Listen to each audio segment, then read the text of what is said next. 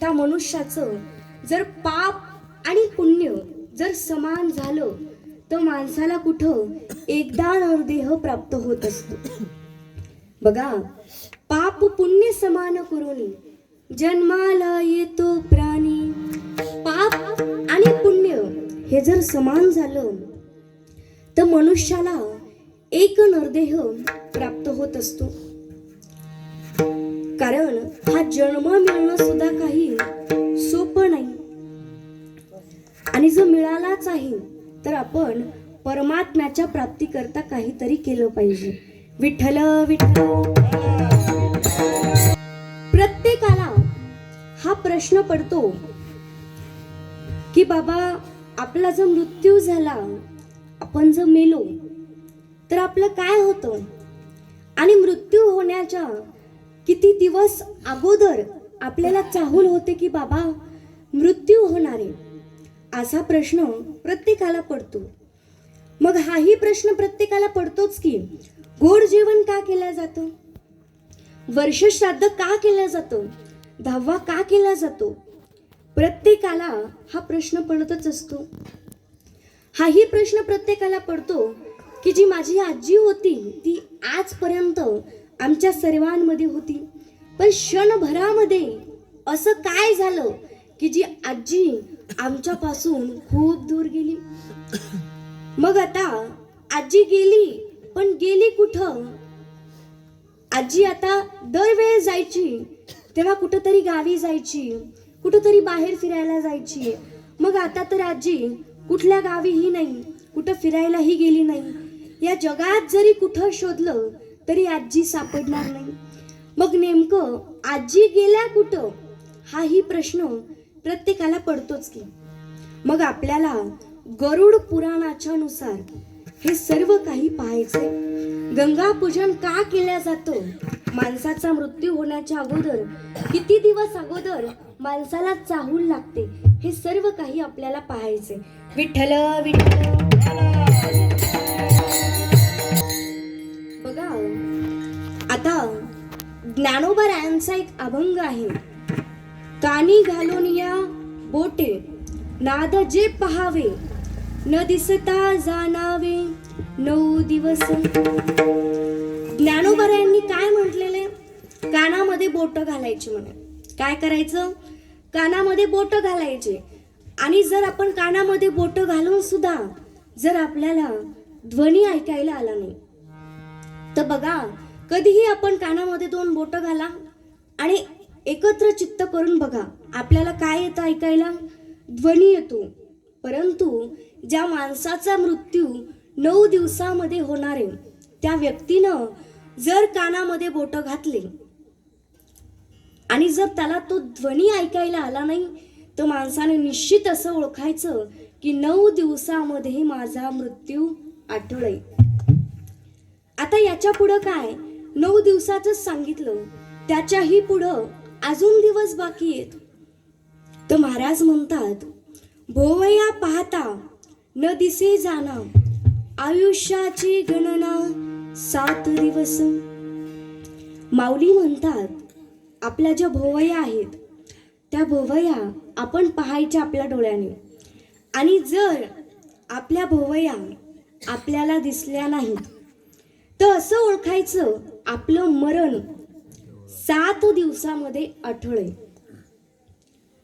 बरोबर आहे की नाही, आपलं मरण किती दिवसात आठवलंय, 7 दिवसामध्ये आठवलंय. विठ्ठल विठ्ठल. पुढे जाऊन माऊली म्हटले, डोळा घालून या बोटे चक्र ते पहावे, न दिसता जाणावे 5 दिवस. माऊलींनी काय म्हटलंय, डोळ्यात बोट घालायचे असा अर्थ नाही बर का.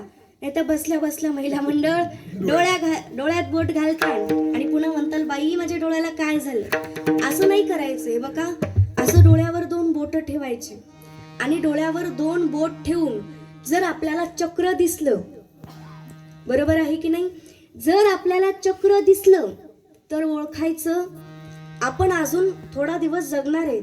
पण जर डोळ्यावर बोट ठेवून सुद्धा जर आपल्याला चक्र दिसले नाही, अंधार दिसतो आणि त्याच्या पुढं चक्र आपल्याला दिसत असतात, पण जर नाहीच दिसले तर असं ओळखायचं तुमचं मरण फक्त 5 दिवसामध्ये होणार आहे. आणि याच्याही पुढे जाऊन माऊलींनी सांगितले, नासांग्राचे अग्न न दिसता नयनी तरी तेची दिनी म्हणा रामकृष्ण हरी. काय सांगितलेले माऊलींनी म्हणे, जो हा आपल्या नाकाचा शेंडा आहे, बघू नका चक्कर येऊन पडतात. जो आपल्या नाकाचा शेंडा आहे, तो नाकाचा शेंडा पाहायचा आपल्या डोळ्यांनी. जर दिसला तर बरे, नाही दिसला तर आजच मरण आहे असं ओळखून जायचं. पण आता काही तुम्ही बघू नका, घरी गेल्यावर बघितलं तरी चालेल. विठ्ठल विठ्ठल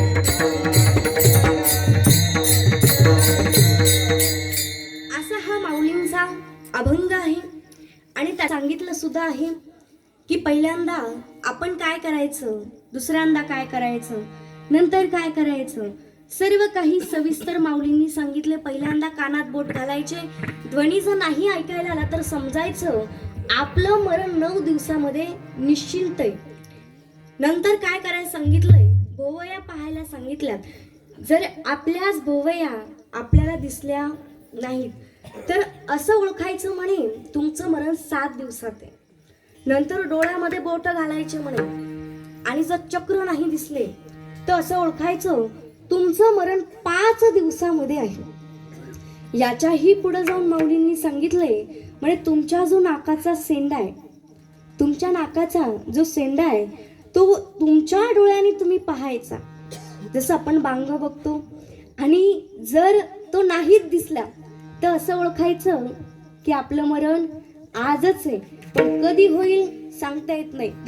बघितल्याही माणूस जाऊ शकतो, नंतरही जाऊ शकतो, कधीही जाऊ शकतो. पण असं ओळखायचं की आपलं मरण त्याच दिवशी निश्चिंत आहे. बघा, ज्या वेळेस माणसाचा मृत्यू जवळ येतो, ज्या वेळेस माणसाला काळ घेण्याकरता येतो, ज्यावेळेस यमदूत घेण्याकरता येतात, त्यावेळेस तो जो मनुष्य आहे त्या मनुष्याला आपण बोलतो बघा, पण तो म्हणतो काय झाले कोणास ठाऊक, पण माझ्या कानानं मला काही ऐकायलाच येत नाही. बरोबर आहे की नाही? म्हणजे 9 दिवस अगोदर माणूस जो आहे तो बहिरा होतो. मरण येण्याच्या 9 दिवस अगोदर माणूस बहिरा होतो. पुन्हा त्याला त्याच्या भोवयाही दिसत नाहीत. तो म्हणतो आतापर्यंत भोवया दिसू लागल्या, आता काय माझ्या झोपीत कुणी कापल्या की काय, त्याही दिसत नाहीत. नंतर तो म्हणतो की मी जेव्हा डोळे बंद करायचो तेव्हा चक्र दिसायचं, पण आता तर मला काहीच दिसत नाही. आणि नंतर जो नाक आहे माणसाचं, तुम्ही कधीही बघा, ज्याचा मृत्यू होणार आहे त्याच्या जवळ जर तुम्ही गेलात, ज्याचा मृत्यू झालाय त्याच्या जवळ जर तुम्ही गेलात आणि त्या व्यक्तीकडे जर तुम्ही पाहिलं तर त्याच्या नाकाचा शेंडा वाकडा झालेला असतो. बघा, असतो की नाही? बोला बोला, असतो की नाही? हा, मग माणसाच्या नाकाचा शेंडा काय होतो? वाकडा होतो. त्याच्यामुळं त्याच्या दृष्टीने ते नाकाचा शेंडा त्या माणसाला अजिबात दिसत नाही.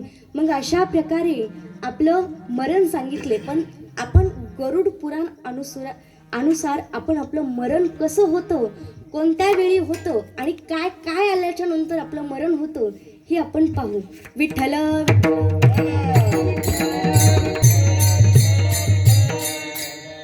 माणसाचा मृत्यू होणार असतो त्यावेळेस यमदूत मात्र घराच्या आजूबाजूलाच फिरायलेले असतात.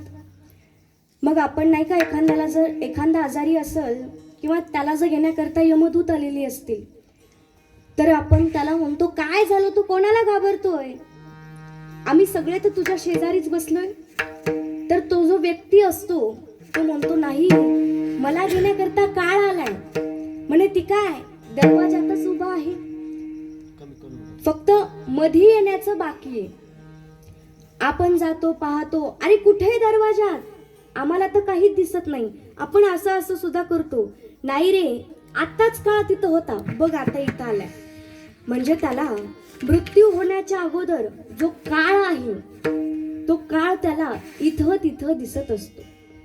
आणि जर माणूस धडधाकट असेल, तो जो माणूस फिरायलेला असेल तर यमदूत काय करतात, कुठंतरी त्यांचा जो चाबूक असतो तो चाबूक यमदूत फेकतात. मग तो माणूस चाललेला असतो, सहज त्याची नजर जाते की अरे हा तर चाबूक आहे, आणि हा चाबूक इथं कुणी आणला असेल, इथं कुणी टाकला असेल. पण त्याला वाटतं जाऊ द्या, काय करायचे, आपण जर घेऊन गेलो तर परत कोणी घरी भांडायला येईल, म्हणून तो काय करतो, दुर्लक्ष करतो. म्हणजे त्याला वेगवेगळे इशारे कोण देत असतात, यमदूत देत असतात. म्हणजे प्रत्येक वेळेस ते जाणीव करून देतात की बाबा तुझा मृत्यू होणार आहे, तू सावध हो, परमात्म्याचं नाम घे मुखावाट. पण तरी सुद्धा त्या देहाला काहीच कळत नाही. विठ्ठल मृत्यू जरी व्हायचं म्हटलं तरी मृत्यू सुद्धा सहजासहजी कोणाचाच होत नसतो. मृत्यू जर यायचं म्हटलं तर काळ, वेळ आणि स्थळ एकत्रित असावं लागतं. ज्या वेळेस काळ, वेळ आणि स्थळ या तिन्ही गोष्टी एकत्रित येतील त्यावेळेस माणसाचा जो मृत्यू आहे तो अथळ असतो. बघा, काळ वेळ असेल पण जर स्थळ नसेल तर माणसाचा मृत्यू हा होऊ शकत नाही. पण जर स्थळही असेल, वेळही असेल तर त्या ठिकाणी काळ आलेला नसतो, म्हणूनही माणसाचा मृत्यू होऊ शकत नाही. पण जर मृत्यूच व्हायचं म्हटलं तर काळ, वेळ आणि स्थळ या तिन्ही गोष्टी एकत्रित याव्या लागतात, त्याशिवाय माणसाचा मृत्यू हा होतच नाही. बघा, ज्या वेळेस ते यमदूत माणसाला घेण्याकरता या पृथ्वी तलावरती येतात, ते जे यमदूत असतात ते अगोदर त्यांची यादी काढतात. त्या यादीमध्ये पाहतात आज कोणाचं मरण आहे, हा शांताबाईचं. मग आज कोणाच्या घरी जायचंय, शांताबाई. इथं कोणाचं असलं तर हे करू नका बरं का, पण एक सांगायले म्हणजे बाई घाबरू नका, असं काही नाही. पण आज कोणाचं मरण आहे, समजा शांताबाईचं बरं का, उदाहरण देते. मग यमदूत काय करतात, आज शांताबाईच्या घरी जायचे. मग शांता काय, शांताबाईच्या पोराचं नाव काय,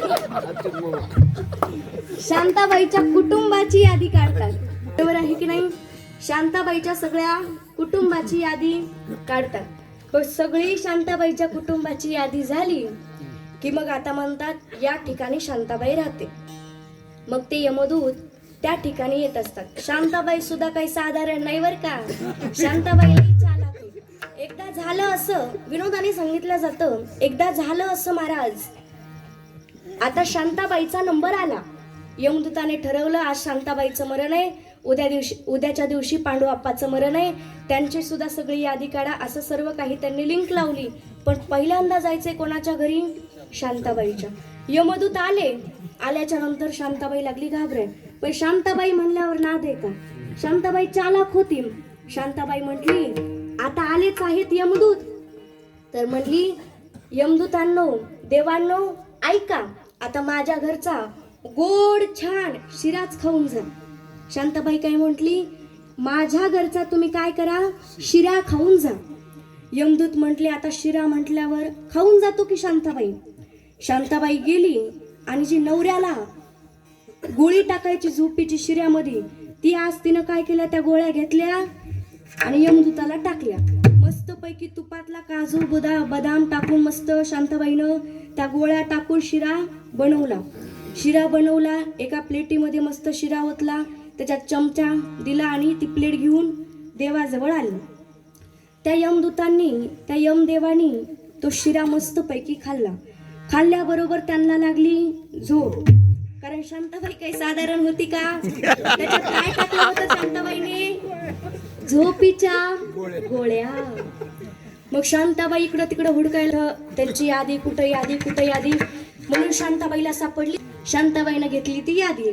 शांताबाईनं काय केलं, सगळ्यात पहिले जे नाव होतं तिचं ते शांताबाईनं खोडलं आणि सगळ्यात शेवटी शांताबाईनं काय केलं, स्वतःचं नाव लिहिलं. शांताबाई म्हटली आता उद्या पांडू आप्पा पुन्हा कुणी आणि सगळ्यात शेवटी मला मरण. असा विचार केला शांताबाईनं. मग यमदूत सुद्धा जागे झाल्याबरोबर यमदूत शांताबाईकडे बघून हसले आणि म्हटले, शांताबाई, आता मला तुम्हाला काहीतरी द्यायचं, आनंदाची बातमी सांगायची. शांताबाईला वाटलं पहिलेच एक आनंद होता सगळ्या शेवटी जायचा, अजून दुसरा आनंद सांगणार. म्हणून त्या यमदूतांनी सुद्धा ती यादी हातात घेतली आणि यादी हातात घेऊन यमदूतांनी सांगितलं, शांताबाई, आता पहिल्यांदा तुमचं नाव होतं, मी पहिल्यापासून यादी सुरुवात करणार होतो, पण आता मला शेवटीपासून सुरुवात करायची. म्हणजे शांताबाईचं मरण कधी होतं? पहिल्यांदा. ते शांताबाईनं कधी केलं होतं? एकदम शेवटी. पण पुन्हा आलं तिचं नाव पहिल्यांदाच. म्हणजे जो मृत्यू आहे, तो मृत्यू काळाचा बाप सुद्धा थांबवू शकत नाही. मृत्यू आला की प्रत्येकाला जाणंच आहे. विठ्ठल कारण म्हणजे एकच होतं की मृत्यू माणसाचा कसा आहे? आठळ आहे. यमाच्या बापाच्या मनामध्ये जरी आलं तरी सुद्धा तो सुद्धा काही करू शकत नाही. ज्या दिवशी मृत्यू आहे, ज्या वेळेला मृत्यू आहे, त्या वेळेला शांताबाईला सुद्धा, तुम्हाला मला सुद्धा जावंच लागणार आहे. बघा, यमदूत ज्या वेळेस आपल्या घरी येतात त्यावेळेस तो जो आपला पडलेला देह असतो, तो देह सहजासहजी जात नाही. का जात नाही आपला देह? तर त्यालाही एक कारण आहे.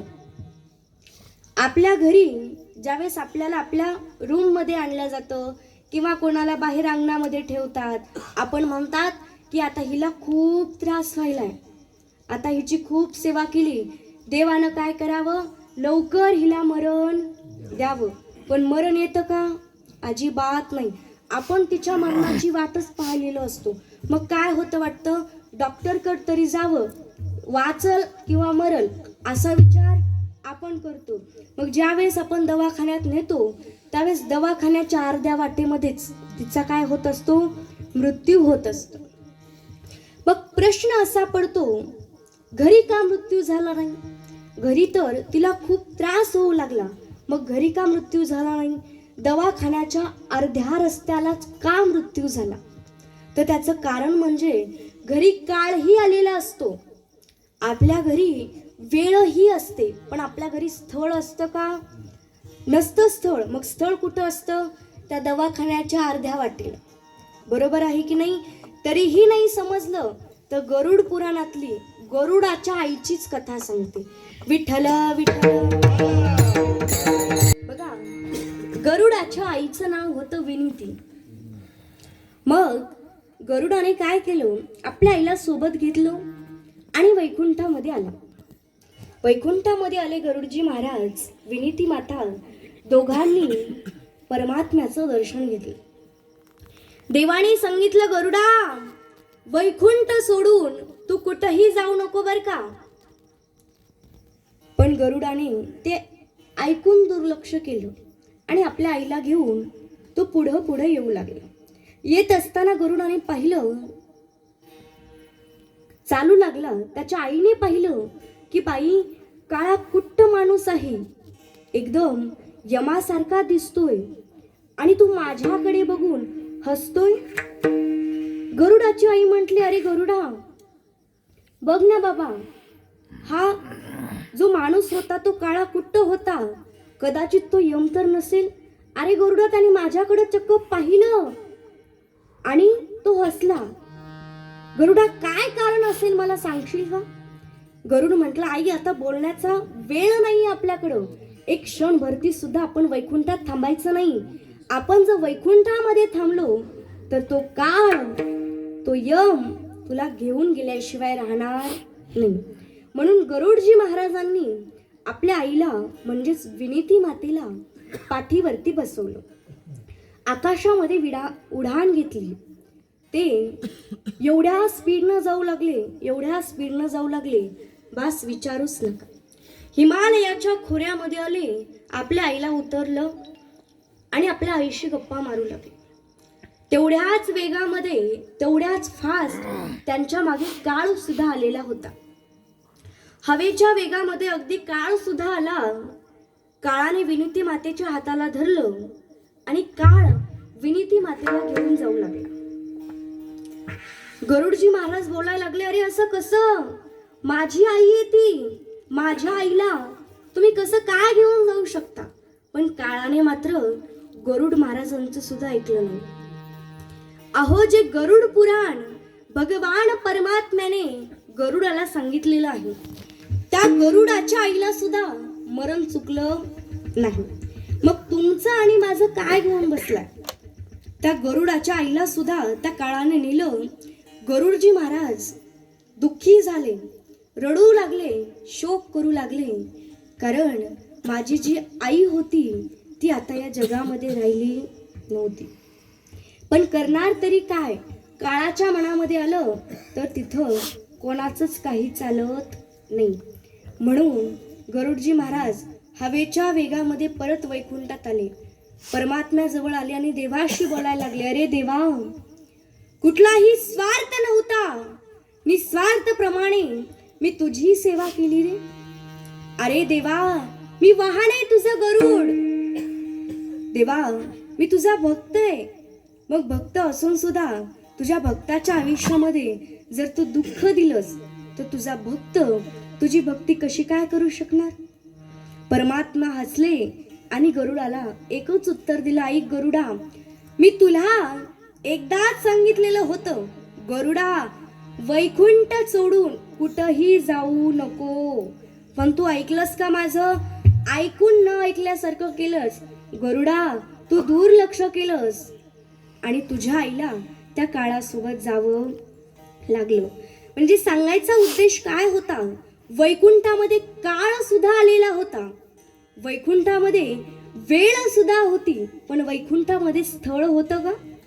कारण वैकुंठामध्ये काळ कोणाला घेऊन जाऊ शकतो का? अजिबात नाही. पण तरी सुद्धा गरुडजी महाराजांनी ऐकलं नाही.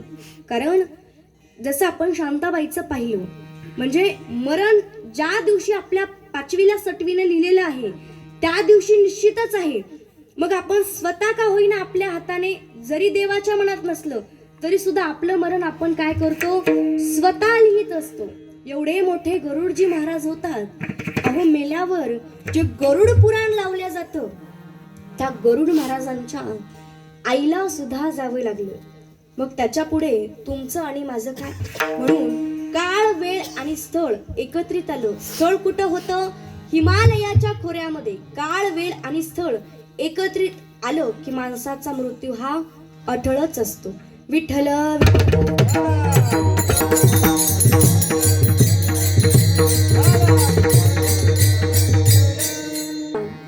जावंच लागतं.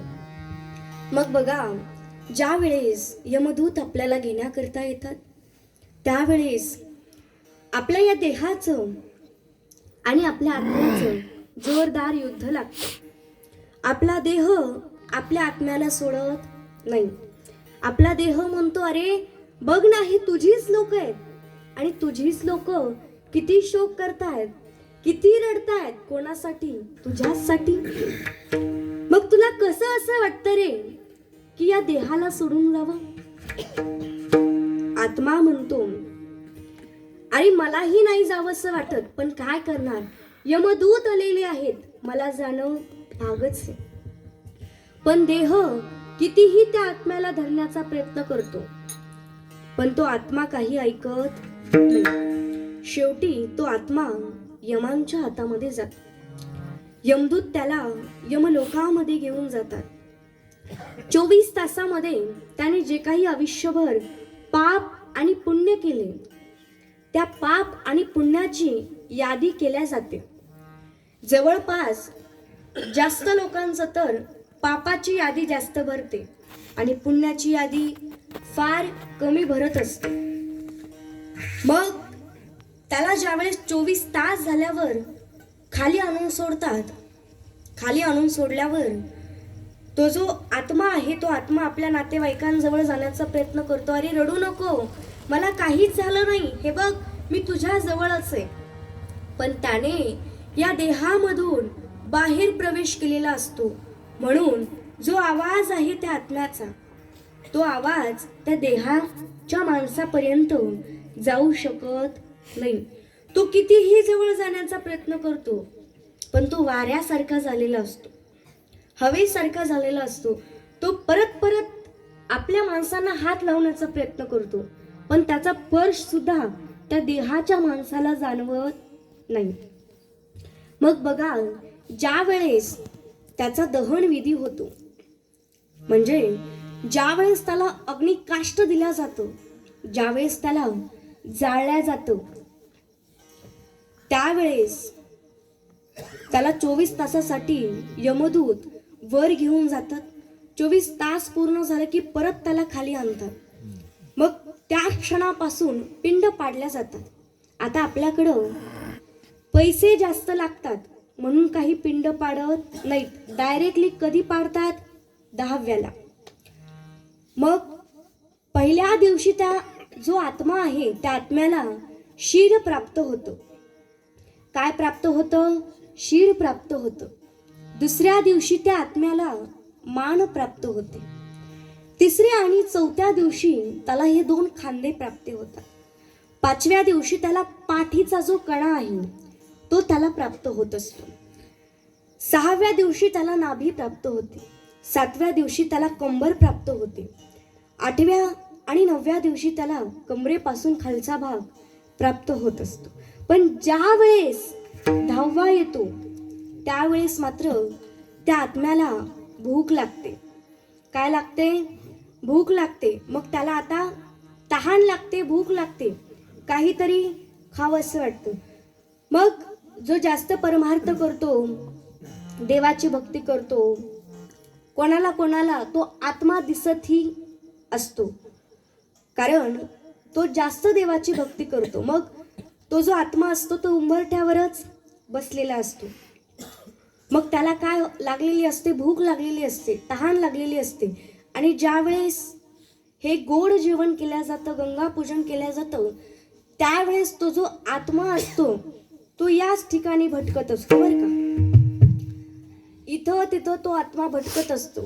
मग एखादी वेळेस 4 देवाचे जे नाम असतात त्याच्या कर्णावरती पडतात. मग असं केल्यावर काय होतं? त्याचा जो पुढचा मार्ग आहे त्या आत्म्याचा, जो पुढचा प्रवास आहे तो काय होत असतो? सोपा होत असतो. म्हणून कीर्तनाचा कार्यक्रम हा आयोजितच केला पाहिजे. आणि जर तसं नाहीच केलं तर त्या आत्म्याला प्रवास करताना फार दुःख सहन करावं लागतं, फार वेदना त्याला सहन कराव्या लागतात. विठ्ठल विठ्ठल. आत्मा आहे त्या आत्म्याला भूक आणि तहान लागते. मग आपण काय करतो? गंगेवरती जाऊन 10वा करत असतो, बरोबर आहे की नाही? मग जो मृत व्यक्ती आहे त्याच्या नावाने आपण पिंडदान, 10वा वगैरे आपण काय करत असतो. आणि मग बरेचसे जे काही विधी असतात ते आपण त्याच दिवशी करत असतो. परत जो नैवेद्य असतो तो त्या जीवात्म्याच्या नावाने आपण ठेवत असतो. मग आपण पाहतो बऱ्याच वेळेस जेव्हा नैवेद्य ठेवायच्या अगोदर कावळे एवढे असतात, बस विचारूच नका. पण एकदा का त्या ठिकाणी नैवेद्य ठेवला की तिथं एकही कावळा राहत नाही. का राहत नाही? तर जो मृत व्यक्ती असतो त्याची इच्छा, त्याची जी अपेक्षा असते ती काही पूर्ण झालेली नसते, म्हणून तो कावळा सुद्धा काही नैवेद्याला स्पर्श करू शकत नाही. तुम्ही कावळ्याला दुसरीकडे गहू टाका, तांदूळ टाका, कावळे तिथं येऊन खातात, पण त्या नैवेद्याला स्पर्श करत नाहीत, कारण त्या कावळ्याला सुद्धा देव आज्ञा यावी लागते. विठ्ठल विठ्ठल. देव आज्ञा आल्याशिवाय तो कावळा सुद्धा ग्रहण करू शकत नाही. मग जर देवाची आज्ञा आली, आपण मग म्हणतो की जेव्हा नैवेद्य ठेवतो, हा आजी तुमची ही इच्छा होती, आम्ही पूर्ण करू. एखाद्या आईचा लेकरात जीव अडकलेला असतो की बाई या पोराचं लग्न झाले पण या पोराचं लग्न झालं नाही. मग एखादा जो मोठा असतो त्या आईच्या वयाचा तो समोर येतो. ब्राह्मण त्याला सांगतात की तुम्ही काहीतरी त्यांना म्हणा, जेणेकरून तो कावळा येईल आणि नैवेद्य ग्रहण करेल. मग आपण पुढे जातो आणि पुढे जाऊन आपण म्हणतो की तुम्ही काही काळजी करू नका, तुमचा प्रवास तुम्ही पुढे चालू राहू द्या, तुमच्या मोक्षासाठी आम्ही सगळं काही करू. आणि तुम्हाला वाटतच आहे ना, तुमच्या पोराचं कसं होईल, तुमच्या संसाराचं कसं होईल, काय होईल, म्हणजे तुम्हाला काळजी वाटतेच ना. तर त्याची जिम्मेदारी जोपर्यंत माझ्या श्वासात श्वास आहे तोपर्यंत मी जिम्मेदारी घेईन. एखादी वेळेस एखाद्या आईला वाटतं की बाई माझ्या मुलींना माहेरी भाऊ आणेल की नाही, काय होईल माझ्या मुलींचं माझ्या माघारी, काय होईल असं त्या आईला वाटतं. म्हणून सुद्धा तो कावळा तो जो नैवेद्य असतो तो ग्रहण करत नाही. मग त्यावेळेस त्या आईच्या वयाची एखादी व्यक्ती पुढे येते आणि म्हणते, आई ताई, जोपर्यंत माझ्या श्वासात श्वास असेल तोपर्यंत तुमच्या मुलींना माहेरला आणायची जिम्मेदारी आणि आईचं प्रेम देण्याची आणि तुमची कधीही कमी भासू न देण्याची जिम्मेदारी माझी असेल, असं ते ब्राह्मण म्हणायला लावतात. आणि मग काय करत असतो, आपण म्हणत असतो. आणि असं म्हटल्याबरोबर मनाने तो कावळा येतो आणि तो नैवेद्य ग्रहण करत असतो. आता बरेचसे लोक म्हणतात की आता एकदा मेलं की सगळं गेलं, काही नसतं, असं नसतं, तसं नसतं. मग जो आत्मा असतो तो आत्मा स्वतः तर खायला येत नाही, तो स्वतः तर काही तो नैवेद्य हातानं खात नाही. मग नेमकं याने खाल्ल्यावर त्याला कस काय एनर्जी येते, त्याला कस काय ताकद येते, असाही प्रश्न प्रत्येकाला पडतोच की. तर बघा, ज्या वेळेस तुम्हाला असा प्रश्न कोणी विचारलंच, का करायचं म्हणे धावा, तो व्यक्ती काय स्वतः येतो का, तो व्यक्ती काय स्वतः खातो का, असा जर प्रश्न तुम्हाला कोणी विचारला तर सांगायचं तो जो व्यक्ती असतो तो स्वतः येत नाही आणि जो कावळा खातो तो त्याच्या पोटात जात नाही. पण जर त्याने ग्रहण केलं तर त्याची इच्छा आकांक्षा कुठलीही अपूर्ण राहिलेली नसते. आणि जो मृत व्यक्ती आहे, जो आत्मा आहे, तो साल रूपाने, तेज रूपाने तो नैवेद्य जो असतो तो ग्रहण करत असतो. तो स्वतः येऊन जसं रोज जेवतो तसं जेवत नाही, तो फक्त सार आणि तेज रूपाने तो आत्मा काय करत असतो, तो नैवेद्य ग्रहण करत असतो. विठ्ठल विठ्ठल. बघा, अशा प्रकारे आपण सर्व काही विधी पार पाडत असतो. आपल्यावरती 3 जणांचं ऋण असतं. एक म्हणजे देवाचं, दुसरं म्हणजे संतांचं आणि तिसरं म्हणजे आई वडिलांचं. आपण या 3 ऋणामधून कधीच मुक्त होऊ शकत नाही. आपण मुक्त होऊ शकत नाही, पण मुक्त होण्याचा प्रयत्न केला पाहिजे. काय केलं पाहिजे? आईसाठी आपण आईच्या नावाने का होईना 10व्याला आपण बऱ्याचशा वस्तू दान दिल्या पाहिजे. ब्राह्मणाला म्हणा, कोणालाही म्हणा, आईच्या नावाने आपण अन्नदान केलं पाहिजे. ब्राह्मणाला म्हणा, कोणालाही म्हणा. आणि जो ब्राह्मण असतो त्या ब्राह्मणाला कधीच ओला शिदा द्यायचा नाही, असा नियम आहे. कोरडा शिदा द्यायचा बरं का. तांदूळ देताना त्याला भात करून द्यायचा नाही, त्याला कोरडे तांदूळ द्यायचे असतात. कारण जर ओला शिदा आपण दिला तर दोष कोणाला लागतो? आपल्याला लागत असतो. विठ्ठल विठ्ठल.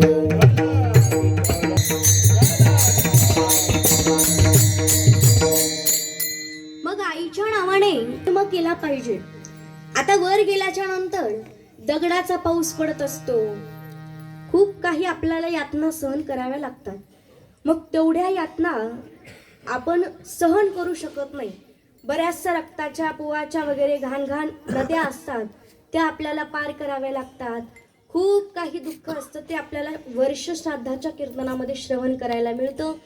पण आजचं जे कीर्तन आहे ते गोड जेवणाचं, गंगा पूजनाचं आहे. आता सर्वात मुख्य प्रश्न म्हणजे गंगा पूजन का करावं, आपल्याकडं गोड जेवण का करावं, हा प्रश्न प्रत्येकाला पडतोच की.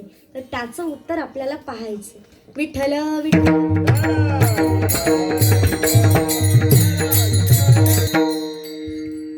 तर बघा, गंगा पूजन आणि गोड जेवण का करावं असा प्रश्न प्रत्येकाला पडतो, तर आपल्याला त्याचं उत्तर पाहायचे.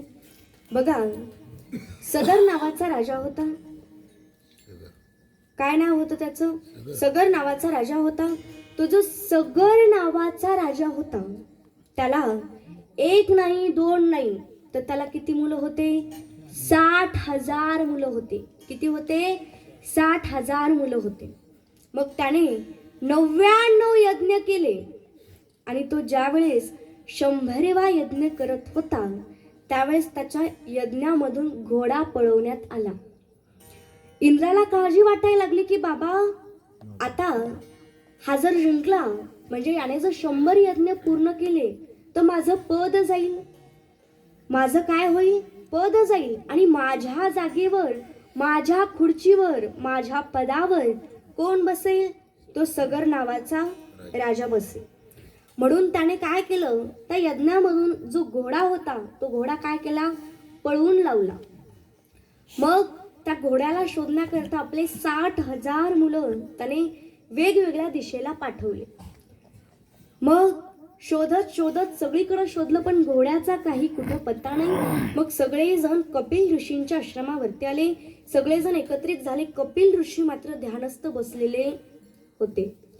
मग हे सगळे तिथं गेले आणि सगळे जाऊन म्हणायला लागले, ओ साधू बाबा, ओ महात्म्य, आम्हाला सांगा आमचा घोडा कुठे आहे? पण कपिल ऋषी मात्र ध्यानस्थ बसले होते. पण हे मात्र त्यांना बोलायला लागले.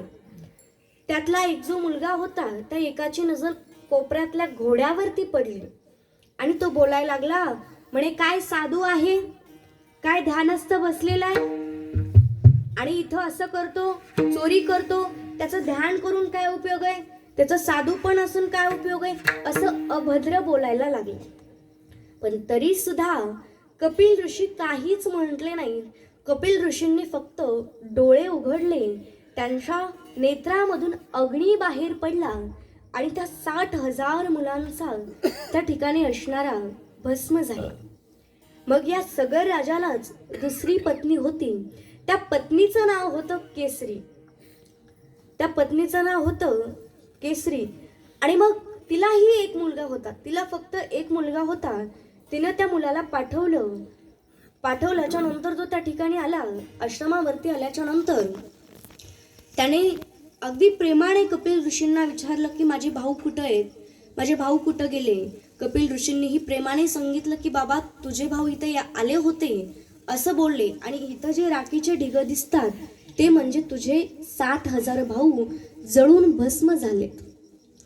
म्हणजे त्यांनी रागाच्या भरामध्ये कपिल ऋषींना प्रश्न विचारला आणि कपिल ऋषींनी सुद्धा तसंच त्यांना उत्तर दिलं. पण याने प्रेमाने विचारला, त्यानेही प्रेमानेच उत्तर दिलं. सांगितलं, तू काही नाही, गंगेची उपासना करत बस. त्याचं आयुष्य गेलं. नंतर आला अंशुमन. त्या अंशुमनाने सुद्धा गंगेची उपासना केली. त्याचंही आयुष्य निघून गेलं. नंतर आला दिलीप. त्या दिलीपानं ही आयुष्यभर गंगेची उपासना केली. त्याचंही आयुष्य संपून गेलं. नंतर आला भगीरथ. त्या भगीरथाने खूप अंतःकरणामधून गंगेची उपासना केली. गंगा माता प्रसन्न झाल्या. गंगा माता बोलायला लागल्या, काय पाहिजे भगीरथ तुला?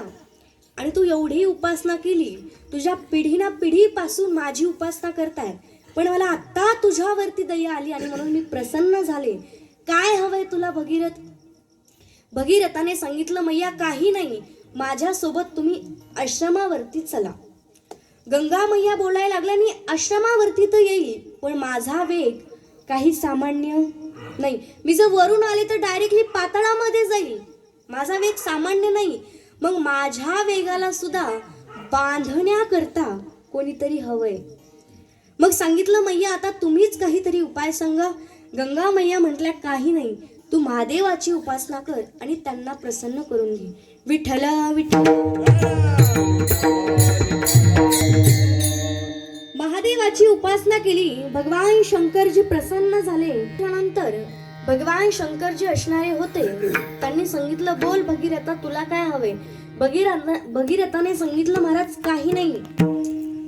देवा, तुम्ही फक्त काय करा, गंगेला तुमच्या जटेमध्ये बांधून ठेवा.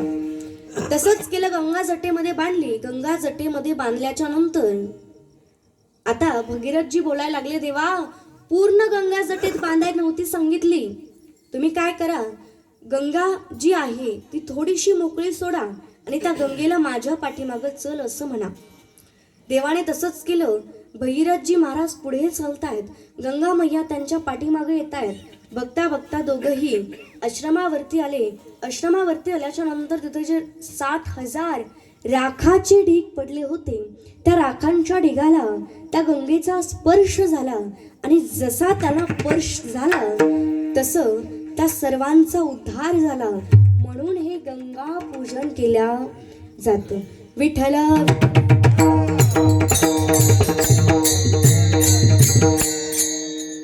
बघा, हे कीर्तन होतं गंगा पूजनाचं. मग प्रश्न असा पडला होता, गंगा पूजन का केलं जातं, माणसाचा मृत्यू का होतो, तर त्याचं उत्तर आपण पाहिलंय. आता वर्ष श्राद्धाचं वर्षाचा प्रवास कसा होतो तेही मी सांगू शकते, पण ते तुम्हाला वर्ष श्राद्धाच्या कीर्तनामध्ये पाहायला मिळेल. 16 प्रकारचे ठिकाण असतात, वैतरणी वगैरे, खूप काही नद्या वगैरे असतात. काय त्रास सहन करावा लागतो ते तुम्हाला वर्ष श्राद्धाच्या कीर्तनामध्ये पाहायला मिळेल. हे कीर्तन होतं गंगा पूजनाचं. मग तुकोबाराय सुद्धा हे सांगतात, इहलोकीचा सुंदर असा नरदेह तुम्हाला प्राप्त झालाय, म्हणून वाया घालवू नका अभंगाच्या प्रति. इहलोकीचा देह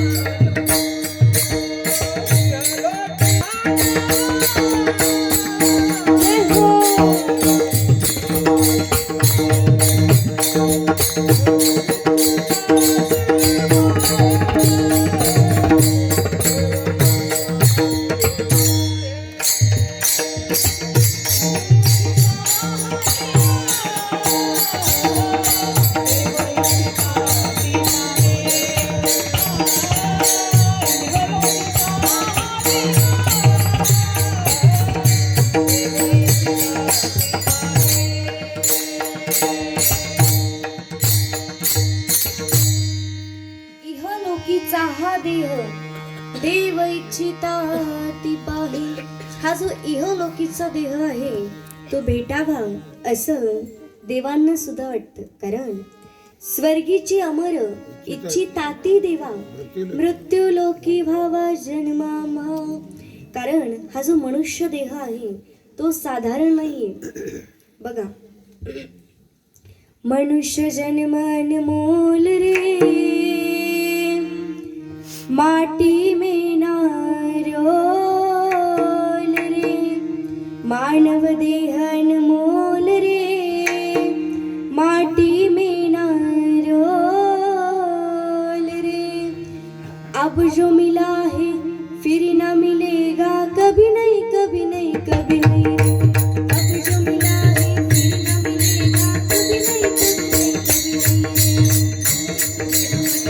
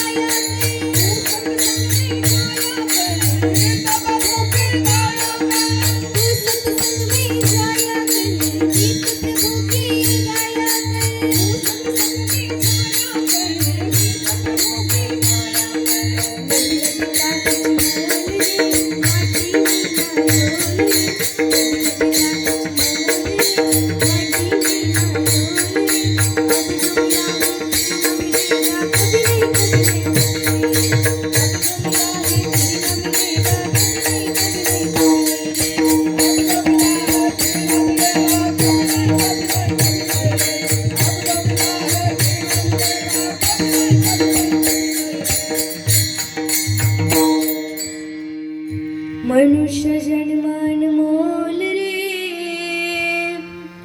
माटी में नारोल रे. अब जो मिला है फिर ना मिलेगा, कभी नहीं कभी नहीं कभी नहीं रे. अब जो मिला है फिर ना मिलेगा, कभी नहीं कभी नहीं कभी नहीं रे. तू सत्संग में जाया कर, गीत प्रभु की गाया कर. तू सत्संग में जाया कर, गीत प्रभु की गाया कर. नहीं लगता कुछ मोल रे, माटी में नारोल रे. अब जो मिला है फिर ना मिलेगा, कभी नाही कभी नाही कभी नाही रे. आता मिळालाय पण पुन्हा मिळालंच असं काही नाही. देवाने देह दिला देवाच्या भजना करता, देवी दिला देह भजन.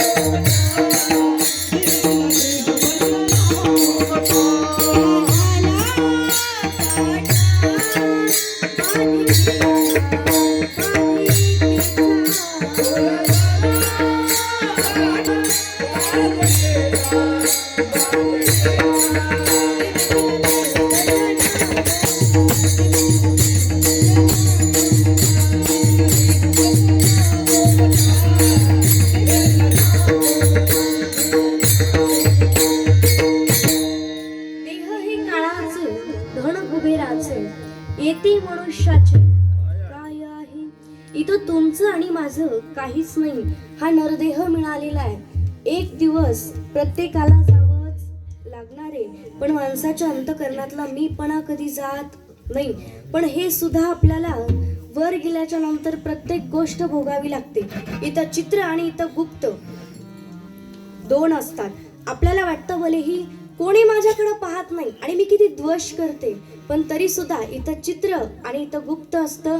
ते सर्व काही यादी लिहून घेतात आणि वर गेल्याच्या नंतर ते आपल्याला जेव्हा चापकाने मारतात तेव्हा आपल्याला वाटतं की बाई मी जर असं केलं नसतं तर बरं झालं असतं, पण करताना कळालं का नाही. विठ्ठल विठ्ठल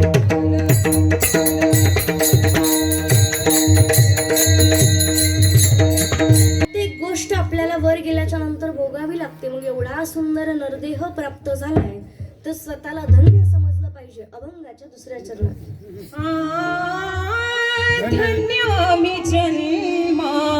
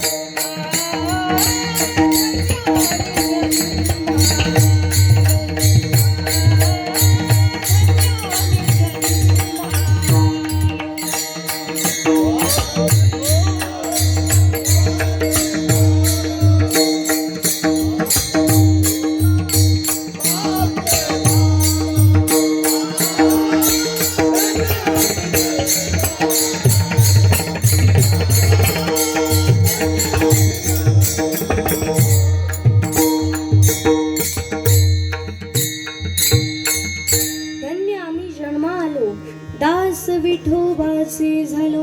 स्वतःला भाग्यवान समजलं पाहिजे आणि त्या भगवंताचं नामचिंतन केलं पाहिजे, त्या देवाचं स्मरण केलं पाहिजे. कारण असं जर केलं तर आयुष्याच्या साधने सच्चिदानंद पदवी घेणे. जर आपण असं केलं तर आपण देव सुद्धा होऊ शकतो. पण देव होण्यासाठी देवाचं भजन करावं लागतं.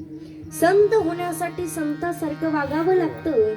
संतांचं आचरण आपल्या लक्षात घेतलं पाहिजे, तेव्हा कुठं आपण संत होऊ शकतो. तसंच जर देव व्हायचं असेल तर देवाचं भजन करावं लागतं. म्हणून एकदा सगळ्यांनी हात वर करा आणि माझ्या पाठीमागं भजन म्हणा. तुम्ही सर्व म्हणणार, हे भजनी कोणीच नाही म्हणणार.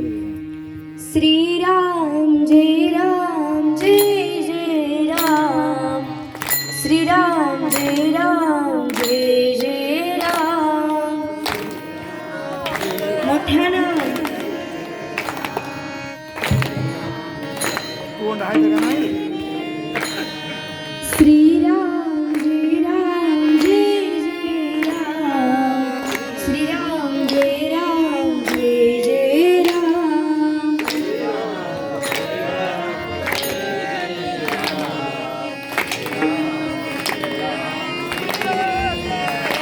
हो श्रीराम जय राम जय जय राम, श्रीराम जय राम जय जय राम.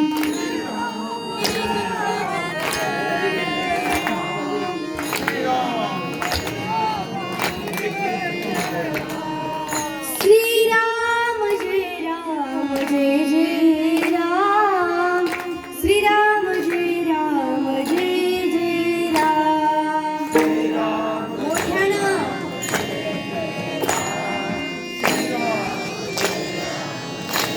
झोपल्या काका बाई जाग्याच. आता हसणार जेवढं मोठ्यानं तेवढंच मोठ्यानं म्हणा.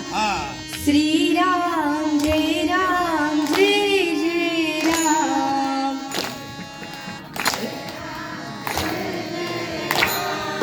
श्री